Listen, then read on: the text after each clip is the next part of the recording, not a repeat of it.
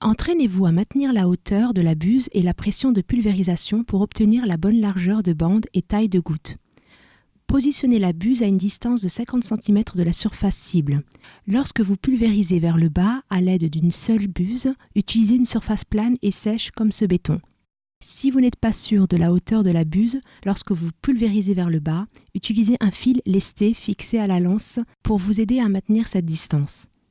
Si la hauteur de la buse est trop basse, le jet risque de ne pas être pulvérisé uniformément. Si elle est trop élevée, les gouttes peuvent dériver et représentent un risque de contamination pour vous, pour d'autres personnes et pour l'environnement. Cela représente une perte d'argent et réduit la qualité du traitement antiparasitaire puisque la distribution de jet n'est pas assez régulière. Aussi, maintenez la buse à la bonne distance de la surface cible et pulvérisez l'eau à la bonne pression, sur une surface sèche comme ce béton. Pulvérisez pendant quelques secondes, jusqu'à ce que vous puissiez voir où le jet est appliqué. Vérifiez que la répartition de pulvérisation est régulière. Dans cet exemple, l'eau est pulvérisée en fines gouttes et forme un motif conique circulaire creux. Mesurez la largeur de bande, qui correspond à la dissémination des gouttes. Cette bande mesure 0,75 m de large.